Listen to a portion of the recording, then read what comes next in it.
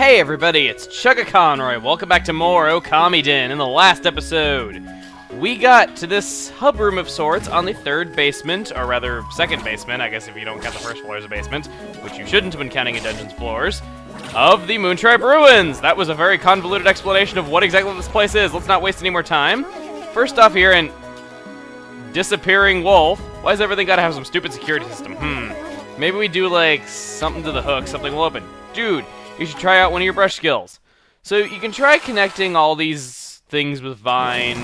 You can try connecting these hooks in any which way that you want. But odds are, I actually would like to hear if this has actually happened to anyone, if it's even possible to guess it. I actually don't know if you can just do it if you already know the solution to the puzzle. But I'm curious if anyone's actually ever guessed it before. I really don't know. I highly doubt it. But we can't do anything with that right now. It's actually a pretty complicated solution to the puzzle. We can see up there that there's some balls that have some polarity to them. Balls with polarity. Yeah, great. But we can't do anything with them yet either. Right over here, we have a flow dragon, I believe. If it gets off its pedestal and moves around, which it is, that is a flow dragon. So let's power slash both of its red fairies back at it. There we go, we took care of it. Can I grab them with my whip? No, I can't. I'm not Simon Belmont. And we have Okamiden ball pushing physics. Okay, solution to the puzzle's gone off the cliff. World's doomed. Good night, everybody. Okay, no, not really. We do have this ball that keeps coming back if we end up pushing it off the cliff, which is kind of likely that you might do with the ball pushing physics. You know, because let's be honest, it wouldn't be an Okami game if the ball pushing physics weren't awful. Even though this wasn't made by all the same people, they were at least faithful to the original in that regard, and that, I think, is what makes it a true Okami game. Not the fact that it's a great story, not the fact that the world is so immersive, but the ball-pushing physics are terrible. Okay, I'm done now. But in all seriousness, we magnetize those balls apart, then we magnetize those apart after pushing it up there, and that allows it to press the switch. Again, magnets always make for really clever puzzles if Twilight Princess was any indication. And for that matter, the Zelda Oracle games, the magnetic gloves, which I think are the most underrated item in Zelda. But this is not a Zelda game. It's very similar to it, but it's not a Zelda game. So let's just keep going onward. Right over here, we have two switches, but nothing to press them with. So we can't do anything about that quite yet either. But over here, we got two stone dragons. That's going to be a lot of fun to deal with. Let's get Kuro across. Let's power slash that back at you. So much brush usage is not allowing us to enjoy the great music here. And it sucks because it's one of my favorite songs. So Kuro is going to try to press that, but he cannot do it on his own because it is a blue switch. So, in true Mario 64 fashion, to activate a blue switch, we double our weight. That causes a pair of balls to appear there. It's probably not the word choice that I'd want to use, but it does have balls. And balls make for enigmatic puzzles. Must recant to the time that I said, "My, what a lovely provocation stick you have there in my Super Paper Mario." Okay, I'm done here. I know. We push those apart. Those two switches will show us a pattern. It's like greater than, less than, and equal all rolled into one symbol. Well, not so much the equal, but I'll say it is. So that is a clue of some sort. If you recall, back in the previous room, you recall, I sound like a bird. I'm like, if you recall, ha ha ha. Oh god, I can't believe I just did that. We can now link these together, and dear god, this takes a while. I'll be right back. And now that we have drawn the pattern, greater than, less than, and a line, we hit activate it, and the machine does its thing. Nice. So I guess if you're playing along, you can kind of test that for me and see if it actually does work if you haven't found the solution to the puzzle. We'll have to see if it's loosely programmed or if it's jerkishly programmed like Star Tropics, where if you know the solution to puzzles, it still doesn't let you do it even though because you just haven't gone to the room where it reveals it to you yet. But here we have a required battle against two black imps. And you know what? I don't feel like fighting them. So you know what I'm going to do? I bought this Exorcism Slip L for a reason. I'm gonna friggin' use it. That's going to kill one of them instantly. Let's hit that back at him and stun him. And now, we have the floral finisher of these enemies. You wanna know what it is? You draw an N and you repel them apart, giving you 2 demon skins. Not bad at all, if I do say so myself. Why do I say that? Apparently Kuro does not think it does very well. So, I know that was kind of cheap and kind of lazy, but I hate fighting things with my rosary. Okay, I love the rosary in Okami. I can't stand how it plays in Okamiden. That's just how I think of it. But here we have another area where it's burrowing into the earth. We want to bloom that right there and get us some praise. And there's 2 ways that we can go here. If you look down on the bottom screen, you can see that the left fork leads us to a dead end, the right fork leads us to where we're supposed to go. So, of course, the compulsive one always goes to the dead end to see if there's any shiny stuff down it. And once you know it, there is shiny stuff. And by shiny stuff, I mean a black curse patch of ground of terror. But that black curse patch of ground of terror contains praise orbs, which are kind of shiny. And more importantly, contains a journal, 5 out of 8, which is not shiny in the slightest. So, some of them are like Sugawara's crest. However, we don't know what the 4th journal actually says, so we don't know what is made of Sugawara's crest. These are the worst scientists ever, they really are. But can't do anything else there. 1, 2, 3, and 5 are the pieces of the journal that you are supposed to have as of right now.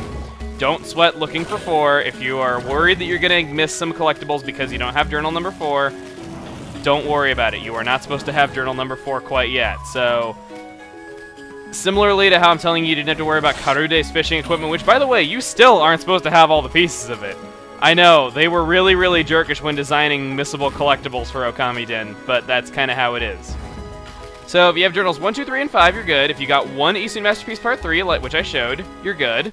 If you have the Stone Dragon and Flow Dragon in your bestiary, you're good, which you should. There's no excuse for not having those 2 in your bestiary after playing through this area, but you always might want to check just in case. And speaking of collecting stuff, look at that.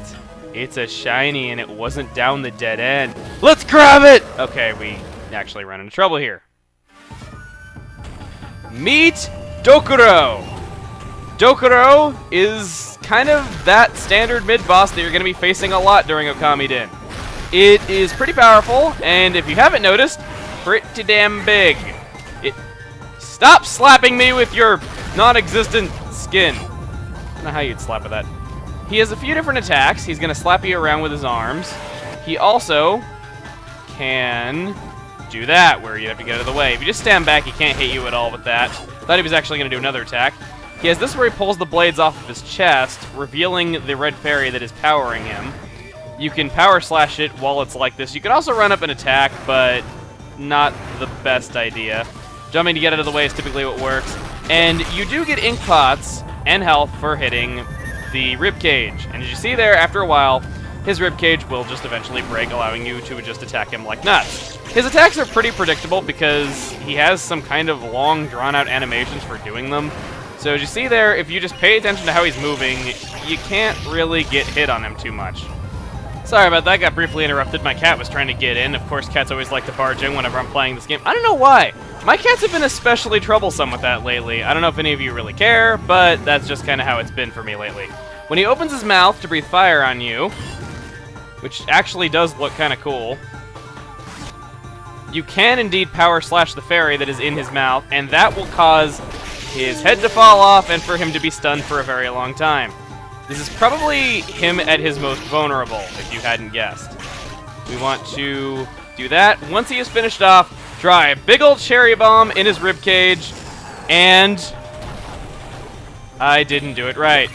You are supposed to get 4 items for doing that, actually. Of course, I fail at doing it. The Dokuro actually will give you... Let me actually look for a second right here. I need to pull it up. Of course I... he is meant to give you 4 demon skins for doing that. So, if you don't have a lot of demon skins, it is a good idea to do that because you can't just go fight them willy-nilly whenever you want, as he is a mid-boss, but he does have a floral finisher. Right here we get wings, feathers that can make the wearer fly. Cool, check out this pair of wings. These are pretty sweet. I can fly on wind currents now. We gotta try them out when we get out of here. And conveniently, taking the wings instead of pulling a Cave of Wonders on us opens the door and allows us to... I am just... You know what? I am just mentioning TV tropes like nuts in this. I don't know. Speaking of that, I'm not trying to, like, suck up to anyone or anything like that, but I do want to say this. I don't know who runs my TV tropes page or whatever, but I gotta say this. I got undying respect for whoever you or use, I don't know what the plural is, but whoever you person or persons are, because you guys keep that thing updated like nuts, especially the funny page. Like, my god, it's nuts. Right there we have a red relic. I have no idea how you guys tolerate me as much as you do, but I just have undying respect for you. So, I do want to pull up my goods really quick, my antiques guide. We want to go ahead and just make sure that we have everything really quick. Just want to get the new thing off of that. Now, you want to make sure you have the blue relic and the red relic. If you have both of them like I do, which you should if you're playing along, you are good to go. If you don't, well, you don't get to walk up this really cool looking stairway quite yet. And that is a punishment. That is the worst punishment of all that I could possibly issue. Either that or making you watch my Mother 1 Let's Play. Whoa, boy, cut it out. Don't go touching things you don't know about, okay?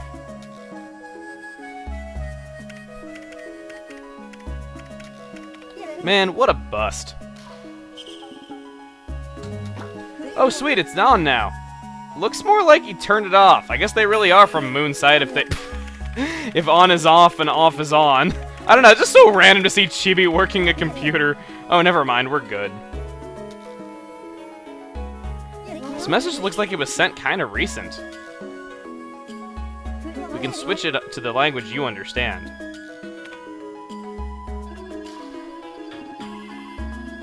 Greetings and salutations. After Yami was defeated, it broke up into 5 pieces. Evil, black lumps became spirits, and found new vessels to inhabit.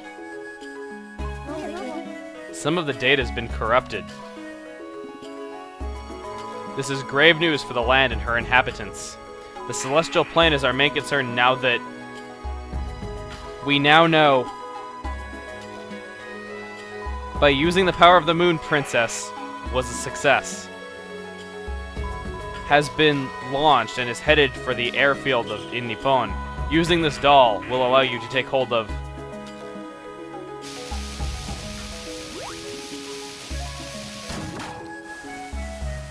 Oh, come on, that was the important part.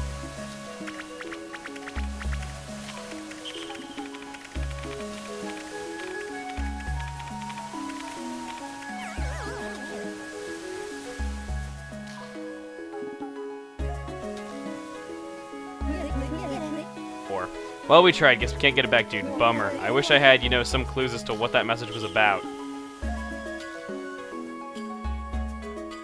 That text has a hell of a lot more meaning if you've played Okamiden before, or if you just know how the story goes. Not going to spoil why, but maybe if you're repeat watching this Let's Play, or if you're playing the game and you're already and you're watching this now, yeah, holds a lot of meaning. We built a new statue to right our wrongs. It was made to restrain evil and sent to the planet in the name of peace. The statue proved to have more power than we could have ever hoped. The statue was unruly, savage even. We cannot stop it. This next row is meant to actually be read left to right. We have captured the evil. We will leave a message. Oh, that this doll may be of use someday. Though it is in stasis on the planet now, someday it will fill its role. The statue will sleep and not bring harm until it is needed. There is no recompense that can be made. We deserve punishment. We are finally making our own trip to the planet, but I fear it is unwise to introduce yet more of our foreign technology to them. The ship is acting up, but we don't know why. Worst case scenario, we abandon ship. So, those are some remnants of messages sent by the Moon Tribe back when they were still around. Kind of eerie if you know the story from the first game. I'm not going to go into too much detail because I don't want to spoil Okami for people that might be watching these videos out of order.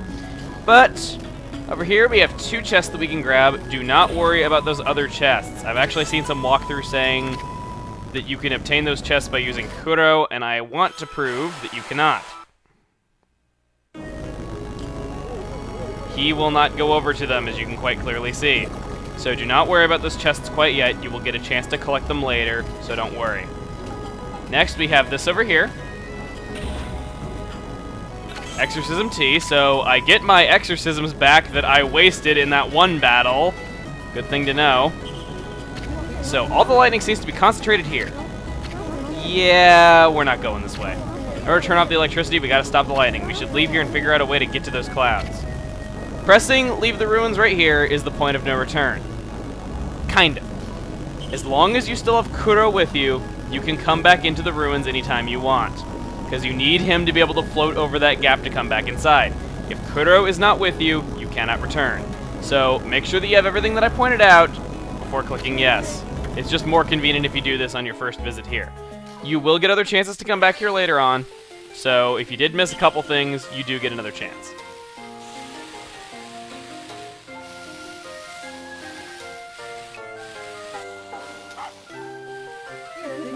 So now we have to get to those clouds, right? No sweat for yours truly. We just use those wings we found in the ruins to fly there.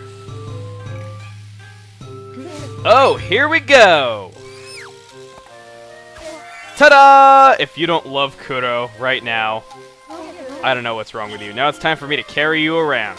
Now it's time for me to carry you around. I just hope you aren't heavy.